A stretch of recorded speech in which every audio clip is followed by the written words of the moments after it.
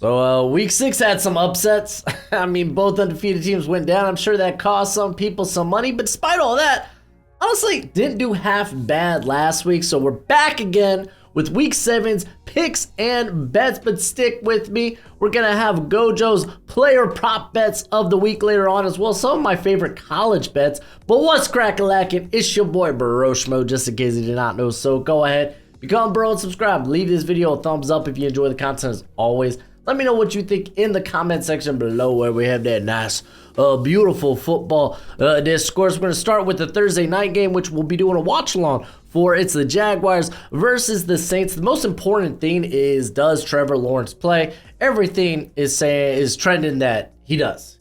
He will, in fact, play this week. So, kind of feel like you got to take the Jags on the money line. Here, I know this one's in New Orleans. They're the 7 or they're a point favorite. But man, oh man, like the Jags have been getting hot the last 3 weeks. I know this is their first, quote unquote, away game. They played in London like 2 straight weeks, but that's basically a home game for them. So I think I still like it. The Jaguars defense is playing really good football. The over and under at 40 is interesting, and I'd stay away from it. The Jaguars defense is trending up, while the Saints do have a good defense. I would, again, just stay away from that altogether, but I am going to go with the Jags on the money line. Let's start these Sunday games. We got, banger here, Raiders versus the Chicago Bears. And you know what? I took the Raiders last week. I said I was ready to be hurt. I'm ready to be hurt again, even with Brian Hoyer, who came, I think his first pass was like a 40-yard completion to Trey Tucker. But the Bears, they're going to be going with Tyson Bagent. So I think I'm going to take the Raiders, and I think I'm going to take the Raiders -3. The over and under is very interesting. It's 37.5, and I want to take the over there, but both teams missing their starting quarterbacks, and both teams don't exactly have the best offenses. And to be fair, neither really have the best defenses. The Raiders have been stepping up the past couple of weeks. I think I'd just stay away from that over-under altogether. Cleveland Browns taking on the Indianapolis Colts. Browns are 3-point favorites. Unaware if it's going to be Deshaun Watson who will be taking the snaps here, but we do know it'll be Gardner Minshew for the Colts, and it'll be Gardner for the rest of the season. Browns are a 3-point favorite. I feel like even with PJ Walker, this defense is just so good that I'm willing to take that I'm just willing to take the Browns. I don't think I'd take them -3. Part of me wants to take Colts. I don't know. It's kind of a toss-up for me if I'm being honest, because I think Minshew is going to bounce back. It's just, this is a tough defense to bounce back against. Regardless, I think we're going to just take the Browns on the money line. Over and under is 40, and I'm feeling good about taking the under. A lot of games hit the under this past week. Buffalo Bills take on the New England Patriots. We got, Josh Allen reported soreness in his right shoulder, but I think he'll be A-okay. I don't think it'll be good enough to take Bills -8.5. That's just a big number, but give me Bills on the money line. However, I do think this game will hit the over at 41. If I'm you, I'd take 40.5, because I could see this game ending 24-17. We'll see. I think the Bills, if anything, they want to bounce back. There's a beat up Patriots defense. If it's going to be close, I think it's Bills 24, Patriots 17, but I think the Bills are going to want to be like, okay, no. We kind of had this oof against the Giants. We need to come out and hey, no, we're still one of the daddies in the AFC. So I think the Bills score potentially 30+ points. Question is, do the Patriots cover that? I think they can. I think they can make up that margin. Washington Commanders take on the New York Giants. Washington is a 2-point favorite with the over and under at 39.5. And I'm going to be honest, part of me, I don't know what Commanders team's going to show up. what's like the Giants defense played pretty well. If it's Tyrod again, the offense honestly looked manageable. I kind of want no part of this game. I really, really do. Like, if you're going to put a gun to my head, I say, okay, fine, Washington on the money line, but I want no part of this game. I don't want the over and under at 39.5. I want none of it. Atlanta Falcons take on the Tampa Bay Buccaneers. Buccaneers are 2.5-point favorites. This one's a bit of a toss-up for me. Both teams are coming off crushing losses. But this might sound wild. Despite me thinking, like, I think this is a toss-up, but that over and under, I want to go with the under in this game. I really, really do. It's already a low at 38, but I think they can go lower. I really do. Like Falcons, when they're winning games, they're winning them by like they got like 21 or 24. Tampa Bay, they haven't put up too many 20-plus games this year. This just leads me to believe that they're going to go under that 38 number. We could see like a 17-10 game. So yeah, give me the under. I'm not going to pick a winner in this one though. Lions take on the Baltimore Ravens. Lions are 3-point underdogs. Again, going to M&T Bank Stadium. They're in Baltimore. I like the Lions +3. I like it. I like it. I love it. I want some more of it. Like, this is a hot Detroit team, and this is a Ravens team still trying to figure it out offensively. It's not running as smooth as it should, especially when it gets to the red zone. They got to quit, like, settling for field goals when they get there. Like, they were a much better team than the Titans, and they only won by, like, what, 8? I think it was like 24-16, something like that. But I am going to take the Lions over and under, though. This is where I really like the over here at 42. I think the Ravens offense could open it up. Like Baker Mayfield last week against the Lions defense. Missed on a long shots. Lamar's playing good football. As long as his receivers catch the football, then I think we could see some big plays here. And I think we could see a high-scoring game. So I'm going to go with the over in this. Okay, on to the Steelers versus the Rams, and I'm staying away from this game 100%. Rams are 3-point favorites at home. The over-under is 44. What do we expect from the Steelers coming out of the bye? But Matthew Stafford's playing really good football. Really is. The offensive line is just kind of atrocious. It will be Zach Evans' first career start, the rookie out of Ole Miss. So that's something to look out for, but I'm staying away from this game altogether. On to the Cardinals versus the Seahawks. Seahawks are 8-point favorites. Just give me them on the money line. And over and under is 44.5, and I think I would just leave that sucker alone. I do feel like the Seahawks want to come out and be like, hey, we need a win after, like, we need the offense to look good in the red zone. They really struggle in the red zone against the Bengals, and it's been noted of Geno Smith's problems in the red zone. So I think they win this game. I think they're going to get plenty of red zone opportunities, and they're going to convert on some of those. But again, the Cardinals are kind of a wild card here. They like to play teams tough. So in terms of a final score, I don't like that 8, but over and under, I feel like that's kind of on the nose at 44.5, so I think I would stay away from it. We got the Packers taking on the Broncos. Packers are 1-point favorites there at Mile High Stadium. Over and under is 45. My big question here is, Aaron Jones, is he playing this week, coming off the bye? Because if he is, I lean Packers here. If he isn't, then I'm not doing anything with this. However, I look at that 45, that number looks large to me. I want to go with the under.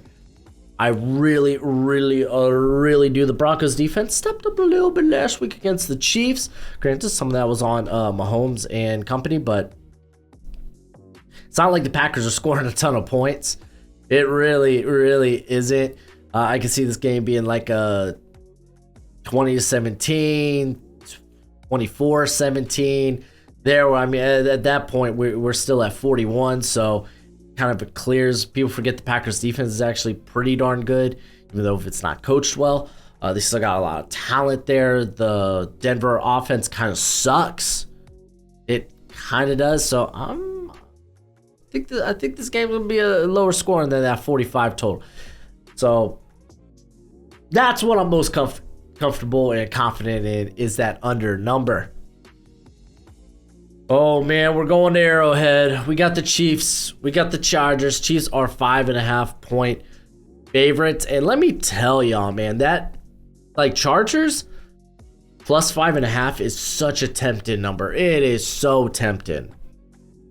But I just feel better with Chiefs on the money line. Both these offenses aren't running nearly as efficiently as people want or expected. However, you got to look at, okay, who's got the better defense here? Well, it's the Chiefs by a mile right now. They're playing good football. Chargers defense, it kind of is what it is. It's not like they have a defensive-minded head coach. So I expect the Chiefs defense to kind of like step up big. Like you saw what happened with the Chargers interior against Osa Odighizuwa. Now they face Chris Jones, who's just a different level. So I like the under a lot at 48. That's a high number, and I really do expect them to hit the under there. And I think I'm just going to go with Chiefs on the money line. Just feel safer. Chargers are tempted. I know division rivals, they play each other close, but I'm just give me who I'm like 90% sure is going to win this game. It is Sunday Night Football. It's my Miami Dolphins, baby. Fins up, baby. Let's do it. They're going to Lincoln Financial to take on the Philadelphia Eagles, who are coming off a terrible loss to the New York Jets. Philly is a 2-point favorite. The over and under is 52. That's a huge number. As a Dolphins fan, I'm gonna take the Dolphins. To be fair, the Dolphins offense has been it's been running great. They had the one hiccup against the Bills, but I think they could exploit the defense of the Eagles enough. The offense for the Eagles, it just doesn't look like what it did last year. Last year was more of a well-oiled machine. This year, there's just been more miscues. There's been injuries on the offensive line. There's been dropped passes. Jalen Hurts just has been there's been bad decision making. So I'll go with the Dolphins. That 52 numbers feels high, and it makes me want to go take the under. But I mean, this is the Dolphins playing this game, so maybe you just stay away from it. But yeah, we're gonna go with my Dolphins here. This is their first. This is a big test.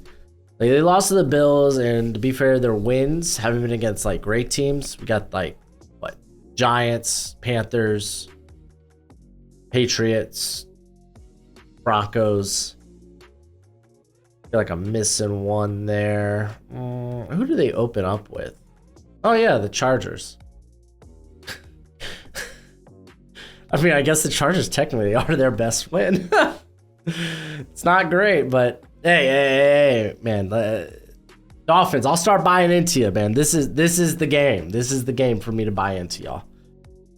Okay, Monday night, we got the 49ers taking on the Minnesota Vikings. Niners, 7-point favorites. Over and under is 44. I like just San Fran on the money line. Do keep in mind, might not have CMC, might not have Debo, but that defense for the Vikings is pretty bad. I mean, they got a lot of help once Marcus Davenport returned, but now he's out again. He's back on IR. So yeah, honestly, I think I'm okay with Elijah Mitchell, and I'm okay with Brandon Ayuk, Brandon Ayuk's having one hell of a year. So just give me the Niners. I don't know about the 7. Tempting, but I think I'll stay away from it. I know. Just no Justin Jefferson. So how are the Vikings going to answer back? But I mean, I can see the Vikings scoring like 13, 14 points in this game. I do think the Niners, though, score 30 plus. I think they're going to be like in that 35, 38 range. So I actually like the over. I think this is going to be more like what we've seen of the Niners prior to this past week against Cleveland. So we're going to rock with the over in this. But let's go ahead, get to GoJo's player prop bets of the week. Check the merch. We got GoJo on a shirt now. We're living life good. Let's go ahead and get into it. And we don't just got GoJo's face on our shirt. We got it on coffee mug too. Look at that. Oh, I stinking love it. But welcome to GoJo's player prop bets of the week presented by Underdog Fantasy. Remember, when you sign up using promo code Broshmo, they will match that first deposit up to $100 you do. So if you sign up using promo code Broshmo and your first deposit is, say, $50, they're going to give you $100 to play with. If it's $100, they're going to give you $200 to play with. There's not a better place to do weekly best ball or their player prop bets, which we're going to be discussing here right now. You could go higher, you could go lower. I'm going to give you 10 of my favorite, GoJo's favorite player props of the week. But as always, bet within your means, bet responsibly. Let's get into this sucker, as Cooper Kupp has had over 110 yards in back-to-back games.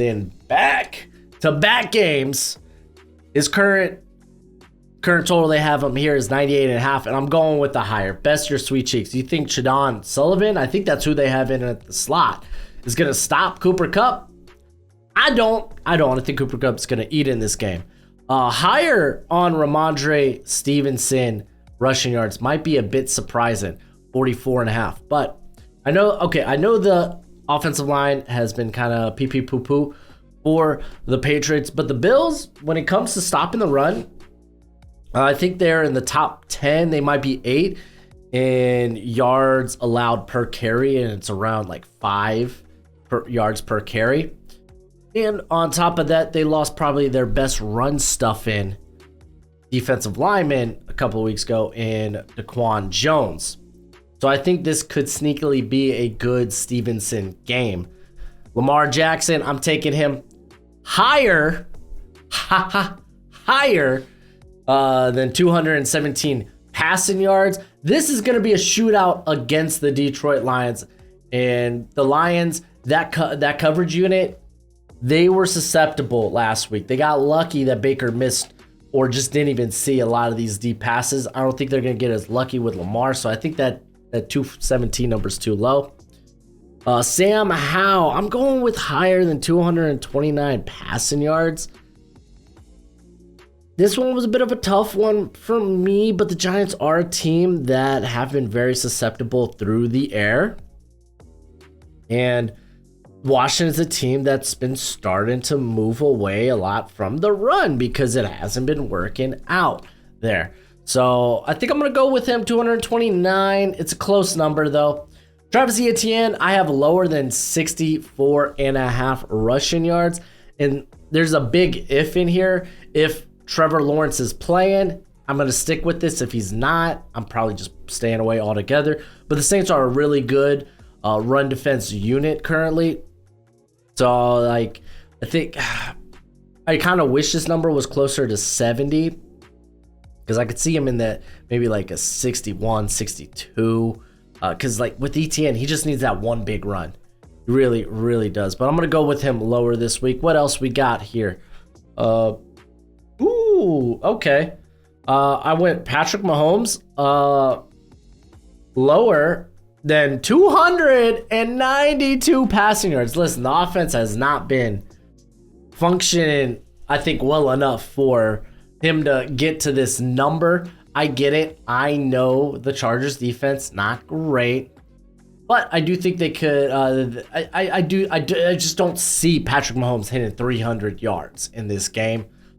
Devin Lloyd, we're going to the Jags game. Devin Lloyd went higher than 6 tackles, so 6 tackles plus tackle assists.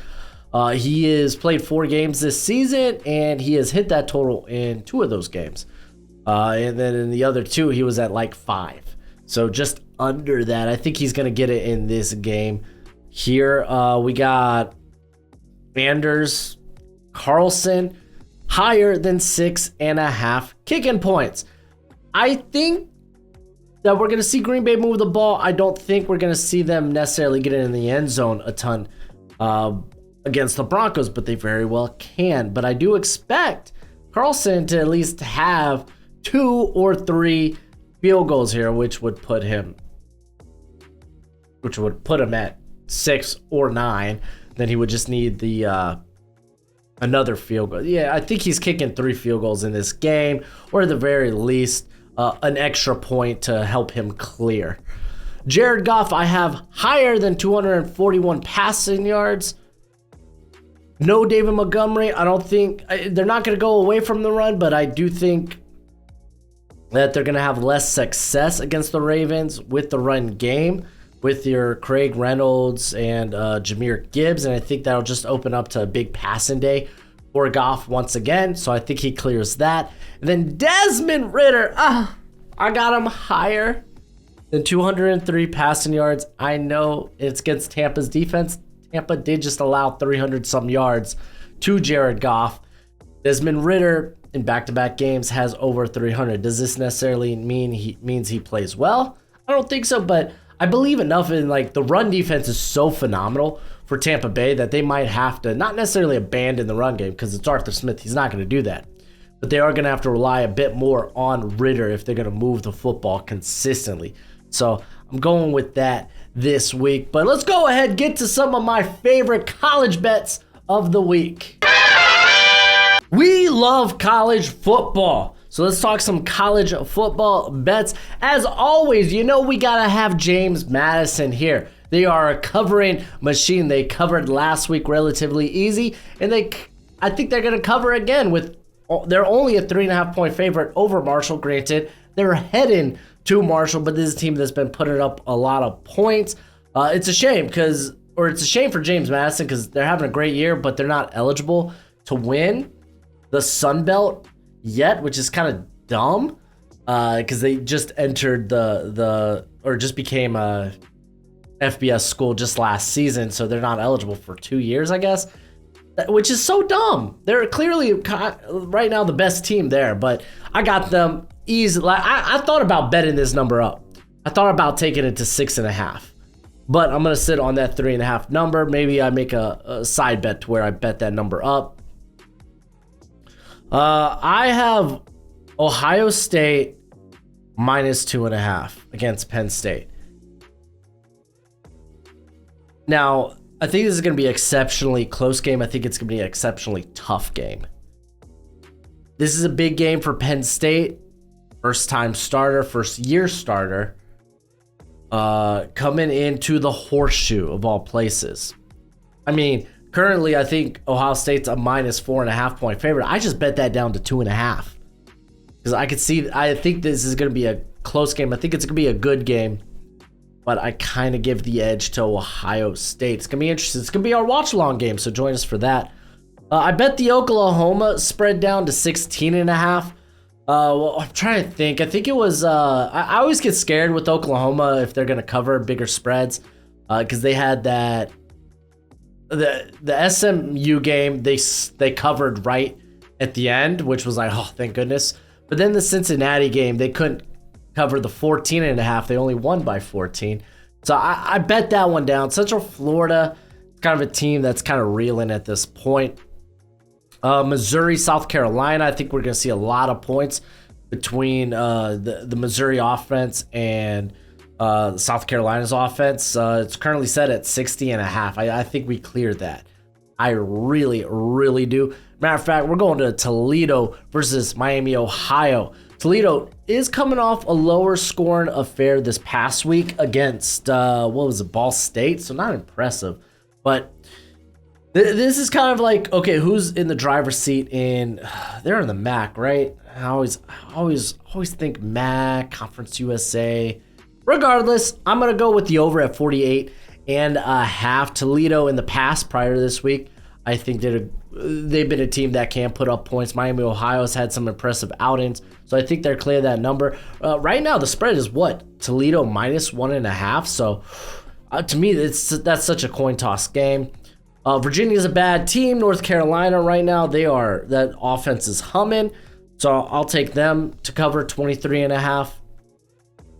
Mississippi, Ole Miss, they are only a 6.5-point favorite over Auburn. Granted, this is at Auburn. I think they can clear that number. They need to get some prettier wins on the resume.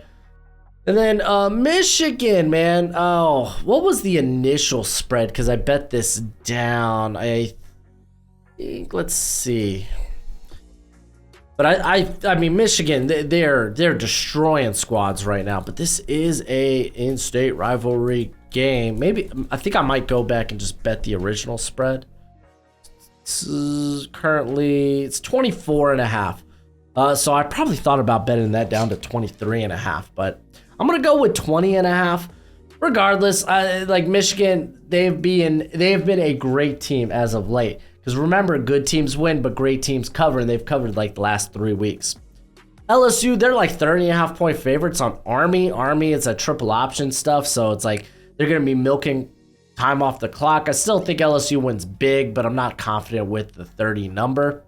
And then I'm taking the under in UCLA versus Stanford. I feel like that's kind of a no-brainer for me. UCLA's defense has been playing really, really good football. Who did they just take on this past week? It was Oregon State. Stanford, I'm not sold on Stanford being an okay team yet. So I still think UCLA rolls, but I don't think that it's going to be close to that 34.5. I could see this being like a 35-10 game, 35-17, because at 35-17, that point, okay, I'm clenching. My butt's clenching on that. Because then we're at 52, but I just can't see it being higher than that in terms of a team total. But that's it for the video. Go ahead, do that YouTube thing, and as always, until next time, you be easy, my friends. Later.